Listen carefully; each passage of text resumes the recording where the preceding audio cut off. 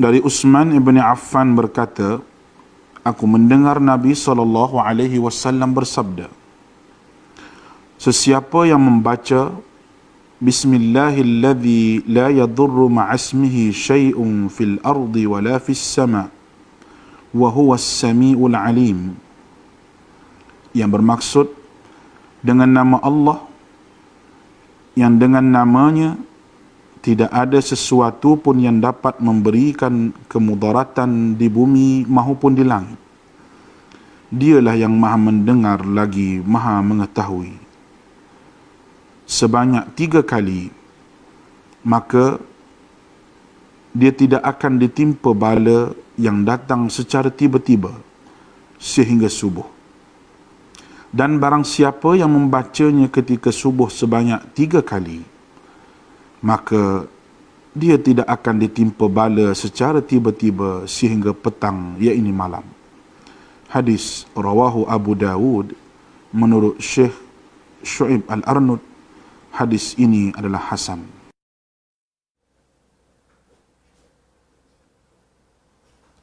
Okay, bismillahirrahmanirrahim. Assalamualaikum warahmatullahi wabarakatuh dan selamat pagi. Okay, alhamdulillah bertemu lagi kita pada kali ini untuk slot tuition online Pelis Mengaji fasa ketiga. Okay, bagi slot sains sekolah rendah, saya Cikgu Sharifah Azia akan bersama selama sejam untuk memfokuskan sains tahun 6, topik sains tahun 6 iaitu pengurusan bahan buangan. Okay. So apa yang perlu kamu ada ialah buku teks sains tahun 6 ataupun mana-mana buku rujukan yang boleh kamu gunakan untuk merujuk. Okay. Untuk kali ini, lagu pengurusan bahan buangan ni, cikgu pilih satu lagu yang hot lah sekarang ni. Melodi asal lagu Balik Kampung. Oh, sangat sensitif. Cikgu harap kita boleh nyanyi dengan happy, jangan ada yang touching, jangan ada yang menyanyi dengan linangan air mata. Apapun, kita masih ada 3 minggu untuk berpuasa, dan kita doakan semoga ada perkembangan yang baiklah, untuk raya nanti, insyaAllah. Semuanya kita hanya merancang, Allah yang menentukan, dan semuanya insyaAllah ada hikmah. So kita akan dengarkan bersama-sama. Cikgu pasti semua dah tahu melodi lagu ini. Jadi kita ubah kepada nota pengurusan bahan buangan, boleh nyanyi bersama-sama dan pasti, kenal pasti.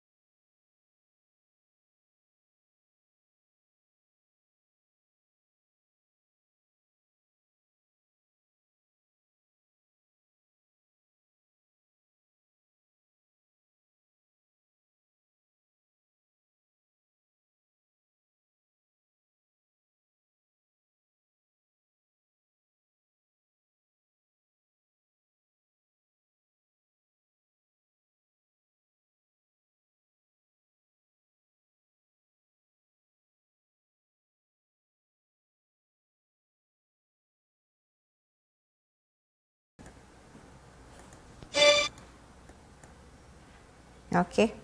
Jangan lupa jenguk-jenguk dan subscribe channel YouTube Cikgu Sharifah Aziah untuk lebih banyak video perkongsian.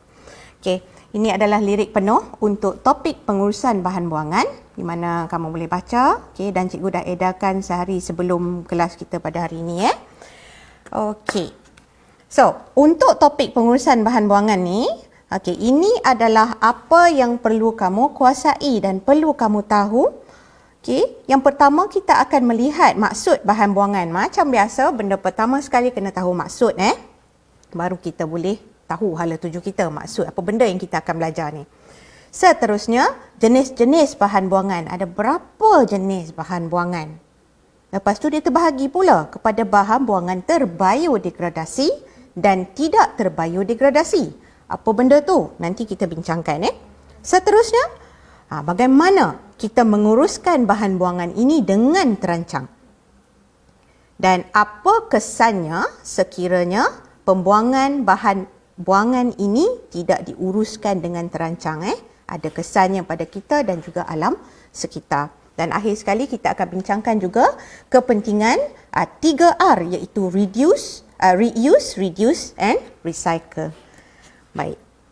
So benda pertama sekali, apakah maksud bahan buangan? Lihat lirik. Awal-awal lagi pada rangkap yang pertama kita dah nampak keyword ataupun kata kunci ialah maksud. Jadi nampak tak perkataan maksud di situ? Maksud bahan buangan. Apa Okey. Bahan yang sudah tak diperlukan dan sudah tidak mahu disimpan, itu dia maksud bahan buangan. Ada cara untuk dilepuskan. So kalau kita lihat di sini, okey, yang color merah tu, yang cikgu warnakan dengan warna merah itu adalah maksud bagi bahan buangan. Dan kita boleh rujuk buku teks muka surat 150. Okey, 150.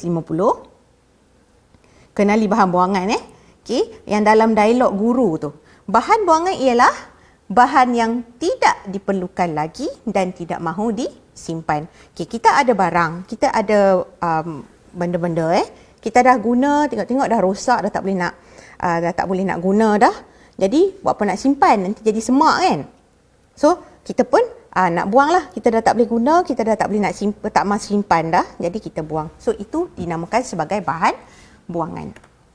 Okey, bahan yang tidak diperlukan lagi dan tidak mahu disimpan. So kita buang. Okey. So bahan buangan ni ada berapa jenis? Okey, kita lihat dalam buku teks muka surat 150 dan 151, dia ada nyatakan jenis-jenis bahan buangan yang terdapat di sekeliling kita. Okey, cikgu bulatkan poin dia. Pertama, plastik.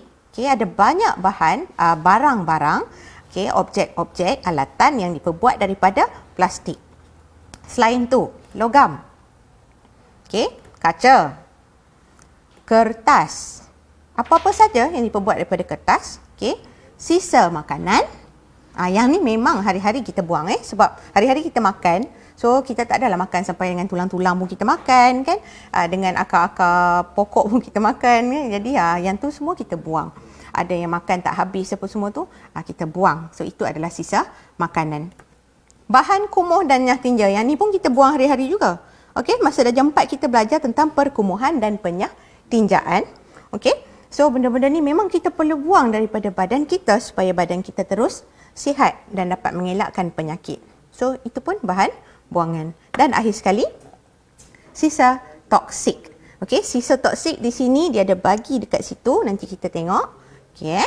Alright. Seterusnya, bila kita dah tahu dah jenis-jenis bahan buangan tu ada 7 semuanya, okey, kita kena tahu pula yang mana satu bahan buangan terbiodegradasi dan mana satu pula bahan buangan tidak terbiodegradasi. Tetapi sebelum tu kita kena tahu juga apa maksud benda tu. Apa maksud bahan buangan terbiodegradasi? So kita lihat lirik cikgu tu.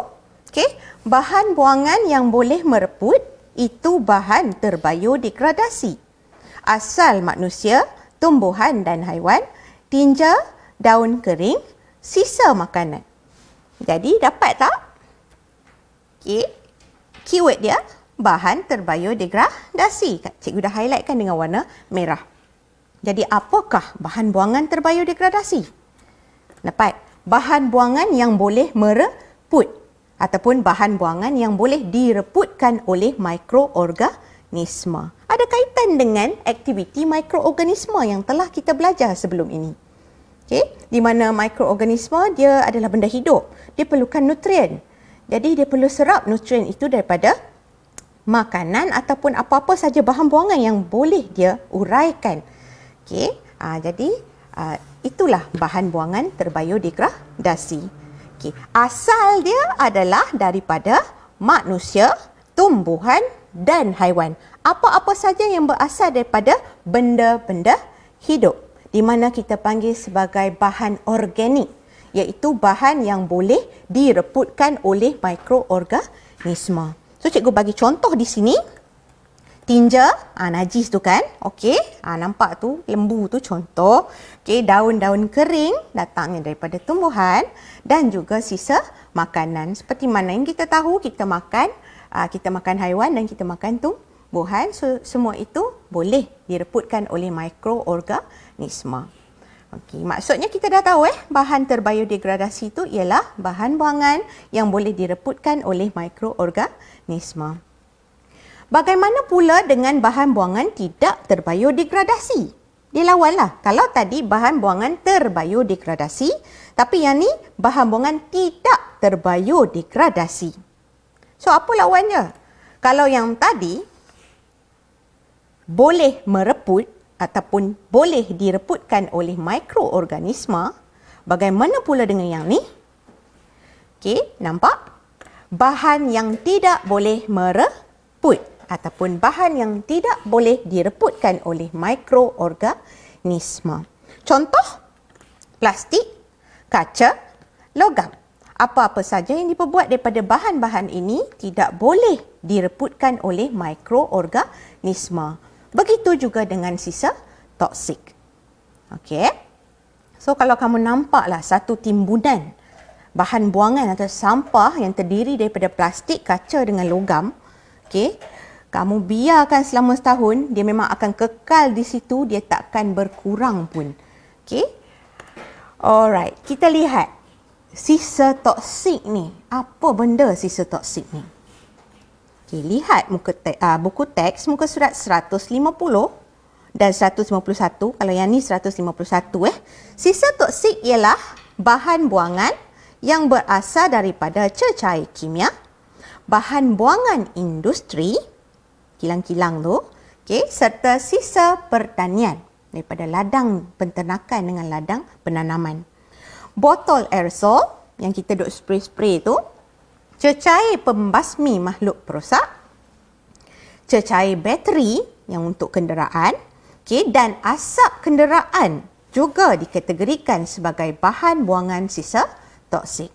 So semua-semua ni adalah berasal daripada cecair kimia yang berbahaya. So kita panggil sebagai sisa toksik. So antara bahan buangan terbiodegradasi dengan bahan buangan tidak terbiodegradasi, yang manakah mencemarkan alam sekitar? Cuba kita fikirkan. Antara yang boleh direputkan dengan mikroorganisma dengan tak boleh direputkan oleh mikroorganisma, yang mana satu akan mencemarkan alam sekitar? Dan mengapa? Kenapa kita katakan yang tu tidak mencemarkan atau mencemarkan alam sekitar? So kita lihat dalam buku teks, ada muka surat 152, ada satu dialog di bawah sekali. Untuk muka surat ni dia ceritakan tentang bahan buangan terbiodegradasi dengan tidak terbiodegradasi. Dan di sini dia ada tulis, ini bermakna bahan buangan tidak terbiodegradasikan boleh mencemarkan alam sekitar kita. Jadi kita jelas yang tidak terbiodegradasi boleh mencemarkan alam sekitar. Mengapa? Dan bagaimana dia boleh mencemarkan alam sekitar? Kita lihat di sini. Cikgu bagi satu contoh. Macam tadi cikgu kata, longgokan sampah atau bahan buangan yang terdiri daripada bahan-bahan buangan yang tidak terbiodegradasi seperti plastik, kaca, logam. Kita letakkan selonggok dekat satu tempat, kalau kita biarkan selama sebulan, selama setahun, dia akan kekal di situ. Lepas tu, bahan buangan ni kita buang hari-hari. Okay, setiap hari memang akan ada bahan buangan yang kita buang. Okay, ada aja benda yang kita tak nak simpan, kita tak guna. Dia akan bertambah. Makin lama makin banyak. Tu dia. Bertimbun-timbun. Dan apa kesannya kalau dibiarkan begitu? Bumi kita akan dipenuhi dengan sampah ataupun bahan buangan yang tidak terbiodegradasi. Baguskah situasi ini? Tidak, Okey. Takkan kita nak hidup dalam sampah kan? Okey. So ini cikgu bagi contoh pembuangan sampah di dalam sungai. Okey, kita boleh lihat keadaan sungai yang dipenuhi dengan sampah. Boleh perhatikan keadaan ataupun aliran air sungai, okey, yang sepatutnya lancar tetapi jadi perlahan. Sampah penuh, okey, dan of course tidak bersih, kotor dan mesti ada bau-bau yang kurang menyenangkan. Okay. Ini pula adalah pembuangan sampah di dalam longkang ataupun parit. Tu longkang tu. Apa yang kita nampak bukannya air tetapi kita hanya nampak sampah-sampah yang penuh di dalam longkang. Okay. Apa kesan dia? Apabila aliran ataupun saliran air sungai dengan longkang ini tersumbat, ia boleh menyebabkan kejadian banjir kilat. Banjir ini biasanya berlaku kalau hujan turun selama beberapa hari, tak berhenti kan macam tu. Tetapi banjir kilat ni, hujan sikit saja pun dia dah boleh menyebabkan banjir. Kenapa? Bila kita buang sampah dekat dalam sungai ataupun longkang, macam tadi, sampah-sampah tersebut dia akan menghalang aliran air sungai dengan air longkang. So bila hujan turun walaupun sedikit, longkang dengan sungai dia cepat penuh sebab dalam tu dah memang ada sampah apa semua kan. Bila dia cepat penuh, so dia akan melimpah ke atas jalan. Itu yang menyebabkan kejadian banjir kilat. Bagaimana pula pembuangan sampah atau bahan buangan ke dalam laut? Ini contoh boleh tengok gambar dekat sebelah tu. Yang pertama kita boleh nampak sampah-sampah seperti plastik, beg plastik. Kita nampak botol, kita nampak tin, terapung-rapung kat situ. Dan di sebelahnya lihat apa kesannya. Penyu tengah makan beg plastik. Ini adalah benda yang betul. Beg plastik bila dia berada di dalam air, dia kelihatan bergerak-gerak macam tu, seolah-olah seperti obor-obor. Kena pernah lihat kan obor-obor kan? So penyu dia makan obor-obor. So bila dia nampak macam tu, dia tak kata oh itu beg plastik tak So dia nampak macam tu, so dia pun akan makan. Dan kita tahu bila dia makan hanya beg plastik tu, bahayalah kepada dia. Kerana benda tu tak boleh dihadamkan.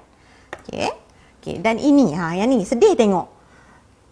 Ini adalah video yang benar. Proses mengeluarkan penyedut minuman, straw, daripada hidung penyu tu.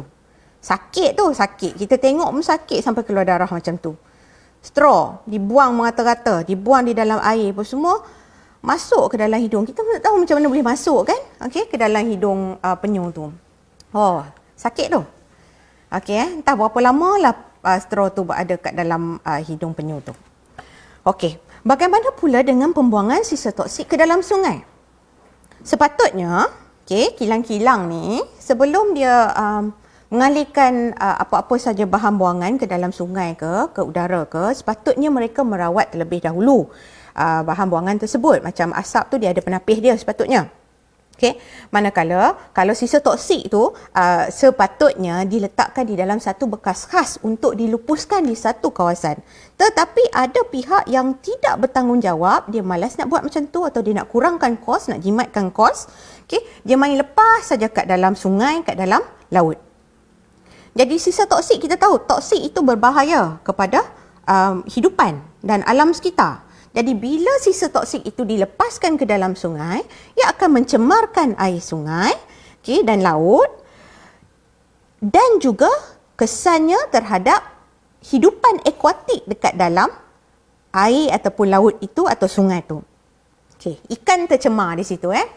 Ikan yang hidup dekat dalam sungai atau laut pun tercemar. Lepas tu kita makan pula ikan yang tercemar tu, itu boleh menyebabkan penyakit kepada kita. Okey. Pembuangan sisa toksik ke dalam sungai juga membahayakan nyawa manusia, bukan sahaja membahayakan hidupan akuatik. Cikgu ambil satu kes yang baru berlaku tahun lepas, kes sungai Kim Kim di Johor. Okey, ada pihak yang tidak bertanggungjawab, dia buang macam tu saja sisa toksik dekat dalam sungai. Walaupun dia letakkan dalam tong tu, tapi dia main bubuh je kan, buang aja dekat dalam sungai. So, air sungai tercemar, dan membebaskan gas, menyebabkan ratusan, ribuan manusia mengalami sesak nafas dan ada juga yang telah menyebabkan kematian. Okey, so betapa berbahayanya pembuangan sisa toksik yang tidak terancang. Okay. Selain itu, pembuangan bahan buangan yang tidak terancang juga boleh menyebabkan pembiakan haiwan perosak dan penularan wabak penyakit. Sebagai contoh, kita tahu haiwan perosak seperti tikus, lipas, semua tu dia makan, dia perlukan makanan. Kalau kita main buang saja bahan buangan kita macam sisa makanan tu merata-rata, tak ikat plastik sampah tu kemas-kemas, haiwan-haiwan tu dia akan datang lah. Okey, makan kenduri. Okey, orang main kenduri lah kan. Okey, berpesta di situ dan boleh menjadi tempat pembiakan. Bagaimana pula dengan bahan buangan yang tidak terbiodegradasi, sebagai contoh tin-tin makanan, okay, dan juga botol-botol plastik yang boleh menakung air. Bila air sungai, bila air hujan turun, okay, dia akan bertakung dekat dalam bekas-bekas tersebut dan boleh menyebabkan pembiakan nyamuk Aedes yang menyebabkan penyakit demam denggi. Akhir sekali, kita juga yang menerima akibat. Jadi macam mana ni? Kalau yang tadi kita lihat, okay, kesan-kesan pembuangan bahan buangan yang tidak terancang. So macam mana sebenarnya kita nak uruskan bahan buangan tersebut secara terancang? Secara terancang ni maksudnya apa step-step dia? Secara teratur. Okay? Alright, lihat lirik cikgu. Okay, apa cara urus bahan buangan? Dibawa ke pusat pengumpulan. Sampah dikumpul dan diasingkan, dikitar semula atau dibakar. Okey, di sini ada point. Okey, cara urus bahan buangan, keyword dia cara urus bahan buangan. Dibawa ke pusat pengumpulan, sampah dikumpul dan diasingkan, dikitar semula atau dibakar. Seterusnya, bakar sampah dalam incinerator, kemudian baru dilupuskan untuk mengurangkan pencemaran dan elakkan terjejas kesihatan. Okey, so ini sebenarnya adalah step okey, ataupun apa yang ada langkah-langkah di dalam pengurusan bahan buangan secara terancang. Kita kena ingat step-step ni. Apa-apa pun semuanya bermula dari rumah kita sendiri. Ayuh asingkan bahan buangan, bahan kimia dalam bekas khas. Bungkus kemas plastik bahan buangan melestarikan alam sekitar. Lestari alam sekitar. Okey. Kitar semula. Guna semula. Ayuh sayangi bumi kita. Alright. Kita semula, guna semula. Apa beza antara kedua-duanya ni? Kita akan bincangkan selepas ini. Okey. So kita lihat langkah-langkah Tadi kita dah tengok lirik. Okey, dah ada beberapa langkah di situ. Okey. Cara paling mudah nanti kita akan rumuskan di sini. So benda pertama, datangnya daripada rumah. Kita dah belajar. Bila kita dah belajar, kita dah ada ilmu tu, kita kena amalkan. Okey. Adakah kamu mengamalkan mengasingkan sampah di rumah? Kita tahu tapi kita tak amal. No point. Okey. Dekat rumah kita tahulah, kita makan macam-macam, kita guna macam-macam. Okey. Ada makanan yang ada sampah bahan buangan yang terbiodegradasi seperti sisa makanan. Okey. Jadi kita letakkan dia di dalam satu tong lain. Okey, tong yang berasingan. Manakala bahan-bahan yang boleh dikitar semula ataupun tidak terbiodegradasi seperti daripada plastik, kaca, logam, kertas. Okey, kita letakkan di satu bekas yang berasingan pula. Kalau boleh ikut jenis lagi bagus. Macam dalam gambar ni. Dia asingkan, okey. Bahan-bahan buangan yang diperbuat daripada plastik dia letak dalam satu plastik tu. Asing diikat. Okey. Kertas asing pula. Lain-lain bahan yang boleh dikita semula letak satu plastik.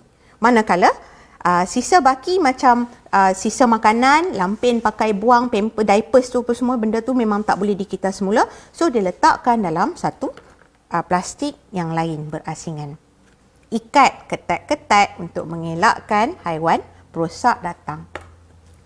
Okey, lepas tu kita letak sampah kita dekat luar. Siapa yang datang angkat? Siapa yang datang pungut? Lori sampah kan? Okey. So sampah itu akan dipungut dan dibawa ke pusat pengumpulan sampah. Pusat pengumpulan sampah okey, sebagai contoh, dalam negeri kita ada daerah okey atau ada kawasan. Okey, satu lori ni katakan dia ambil daerah A. Okey, dia akan kutip, dia akan pungut semua sampah-sampah bahan buangan daripada rumah-rumah di kawasan A. Okey, lori B dekat kawasan B, lori C kawasan C, lori D, E, okey, D, F semua tu, okey, akan memungut sampah di kawasan masing-masing dan seterusnya bawa ke pusat pengumpulan sampah untuk dikumpulkan. Okey, di pusat pengumpulan sampah tu dah banyak sampah, okey, akan ada individu yang bertugas untuk mengasingkan pula sampah-sampah tersebut.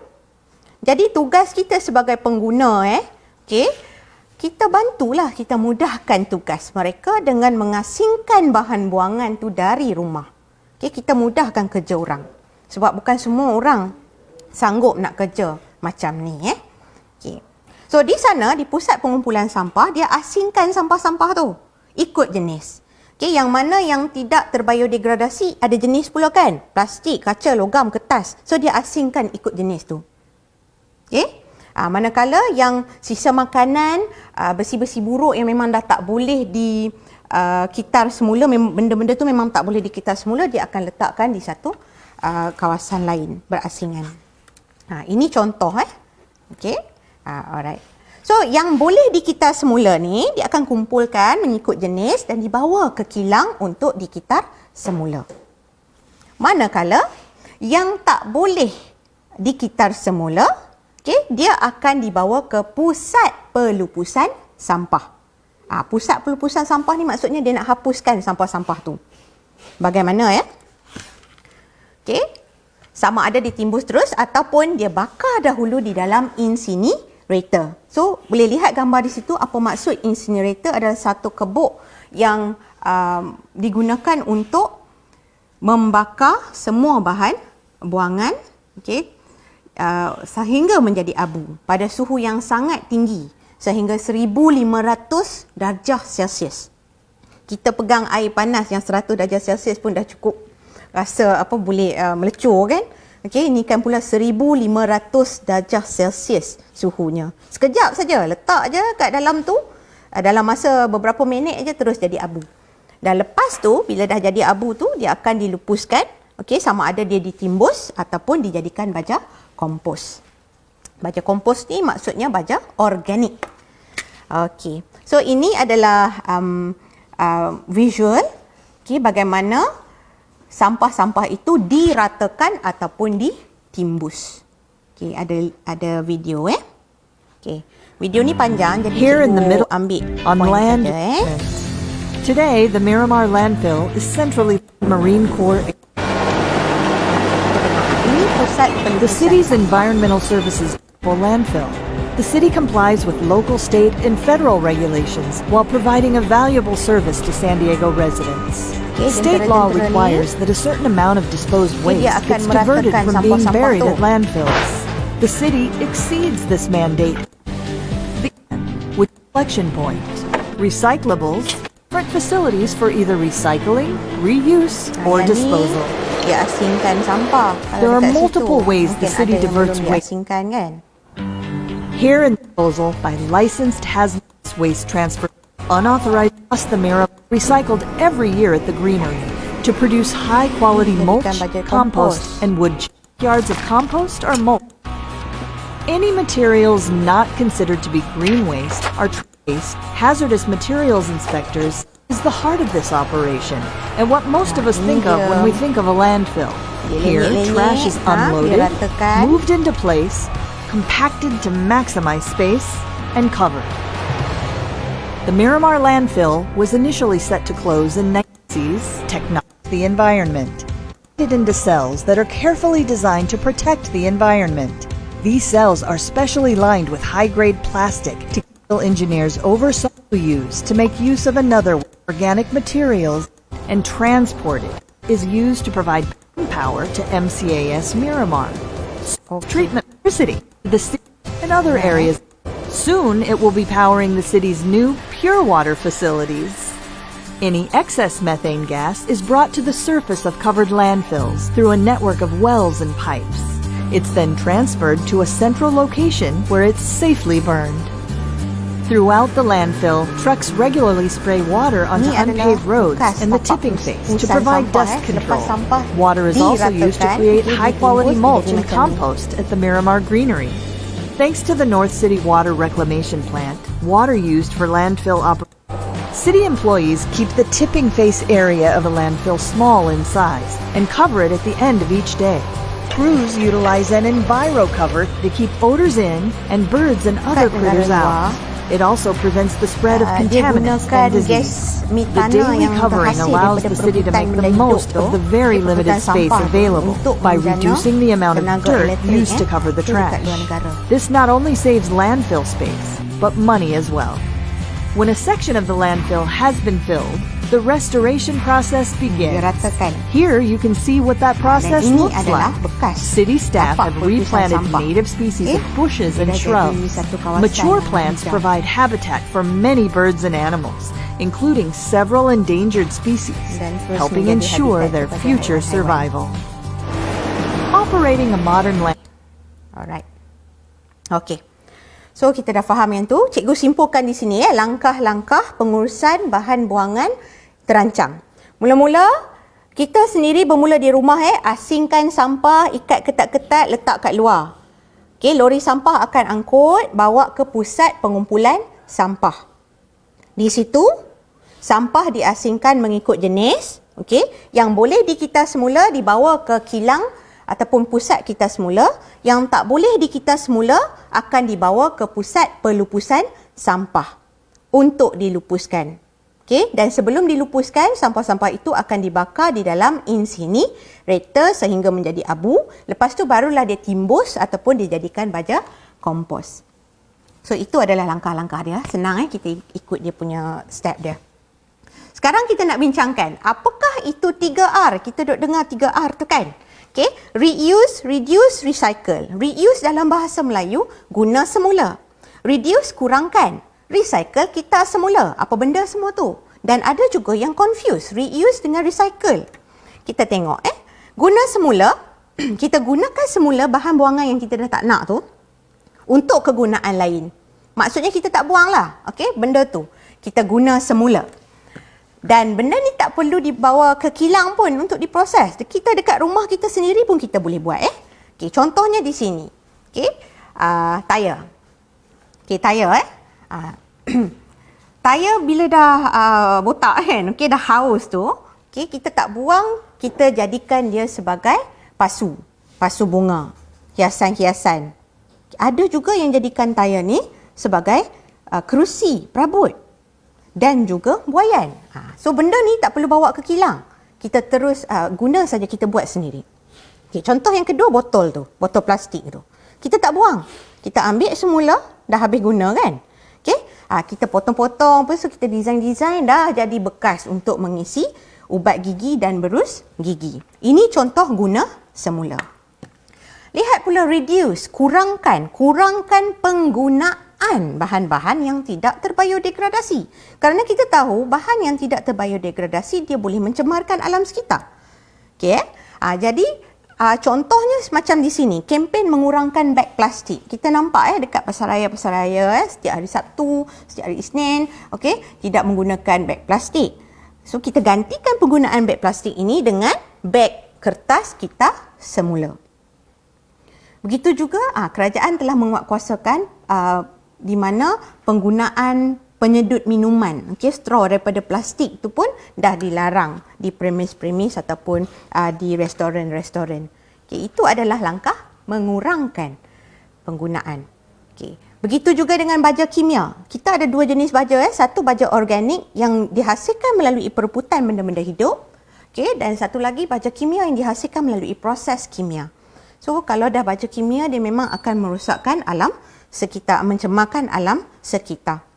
Baja yang kita guna ataupun racun serangga yang kita guna akan diserap masuk ke dalam tanah. Dan kandungan tu dia akan mengalir bersama air masuk ke dalam sungai dan mencemarkan pula sungai serta hidupan akuatik di situ. Alright, sekarang ni tengok pula kitar semula. Nak tengok apa beza antara guna semula dengan kitar semula. Menghasilkan barangan baharu daripada bahan buangan yang telah dikitar semula dan proses ini perlu dibuat di kilang. Ini ada lagi satu tentang kitar semula. Ini adalah kilang plastik. Plastik untuk dikitar semula. So dia akan kumpulkan semua plastik-plastik tu. Dia akan carik-carikkan jadi kecil. Cairkan. Dia akan leburkan plastik itu sehingga menjadi butiran. Jadi macam ni pula lepas dia leburkan, dikeringkan jadi butiran-butiran begini untuk dia hasilkan plastik yang baru. Begitu juga dengan kaca. Kalau kaca pun sama juga. Contoh kata gelas dah pecah, kita memang tak guna dah. Bila gelas tu pecah, kita akan buang. Jadi orang-orang yang dekat pusat pengumpulan sampah tu, dia akan kutip semua je bahan buangan yang berasaskan kaca, dia akan letakkan pada satu tempat dan bawa ke pusat kita semula. Kaca-kaca tu akan dileburkan pada suhu yang tinggi hingga jadi cecair. Lepas tu dia akan tuang ke dalam acuan-acuan untuk membentuk objek-objek yang baru. Kepentingan 3R. Kita tengok apa kepentingan 3R ni. Reuse, reduce, recycle. 1. Mengurangkan pencemaran. 2. Menjimatkan sumber. 3. Memelihara hidupan akuatik. 4. Mengurangkan kejadian banjir kilat. 5. Mengelakkan penularan wabak penyakit serta mengurangkan kesan rumah hijau. Kesan rumah hijau ni maksudnya bumi menjadi panas. Jadi kita dapat elakkan daripada berlaku begitu. So rumusan topik, kita dah belajar semua ini. Cikgu harap kamu dapat ingat fakta-fakta tentang pengurusan bahan buangan. Di mana kamu boleh lihat juga di muka surat dekat dalam buku teks tentang bahan buangan ni, dia punya rumusan dia. So last kali. Kali ni cikgu guna word wall.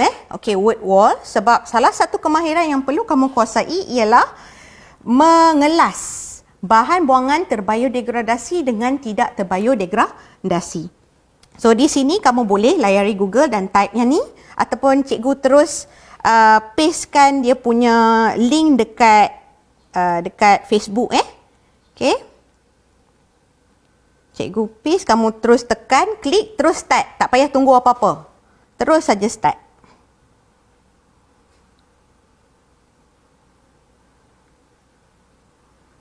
Cikgu share dekat page JAIPS dengan Jabatan Pendidikan Negeri Perlis.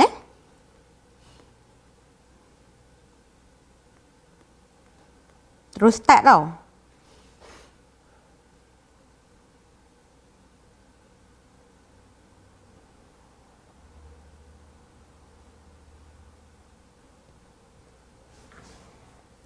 So cikgu pun akan klik untuk kita lihatkan soalan-soalan tu. Siapa yang dah masuk, boleh terus tekan start. Dan bila habis saja jawab tu, masukkan nama kamu untuk kita lihat kita punya skor dekat leaderboard.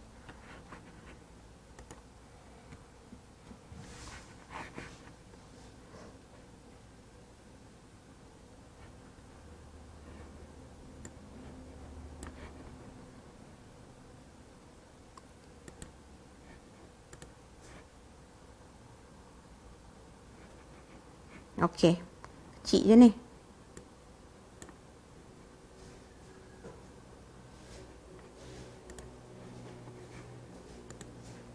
Okey, so cikgu akan terus tekan start untuk lihat soalan dia.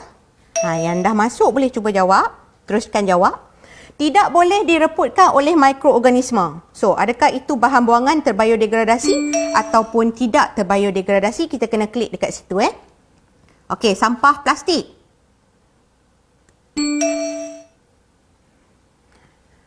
Seterusnya yang tu bahan buangan yang tu sisa toksik minyak-minyak apa tu?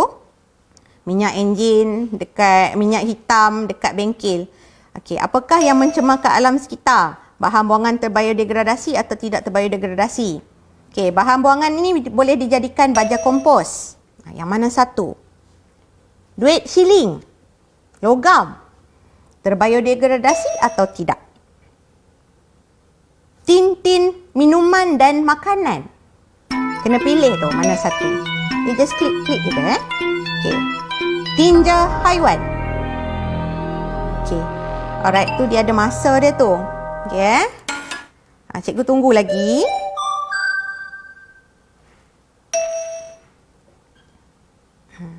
So kita pilih tinja haiwan ni terbiodegradasi atau tidak. Kebanyakannya boleh dikita semula. Yang mana satu? Buku. Buah-buahan dan sayur-sayuran. Mencemarkan alam sekitar. Boleh direputkan oleh mikroorganisma. Sisa makanan. Sisa toksik. Tidak boleh direputkan oleh mikroorganisma.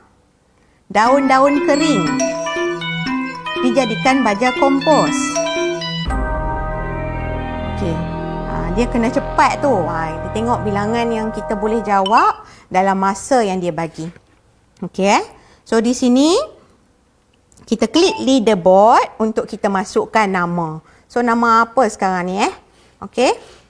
Cikgu letak nama Mimi. Mimi Lola. Okey, Mimi Lola Okey, enter nak tengok Mimi Lola dapat nombor berapa. Okey, so di sini kita dapat tempat pertama Rifa Arina SKKG, tempat kedua Zulkifli dan tempat ketiga Faris Panggas. Okey, tahniah. Yang keempat, kelima, keenam tu ada di bawah Farhana, Mimi Lola. Tu cikgu tu. Okey. So, tiga ni sila hubungi cikgu. Macam biasa, okey, banyak dah hutang ni, hadiah ni. Okey, tak apa, cikgu akan usahakan. Okey, tahniah.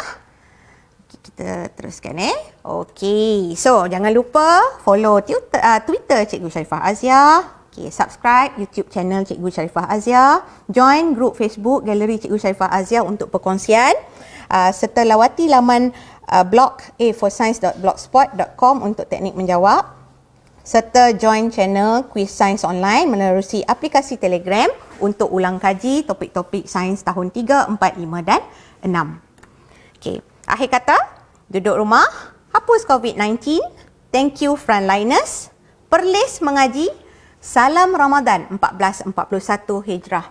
Assalamualaikum warahmatullahi wabarakatuh.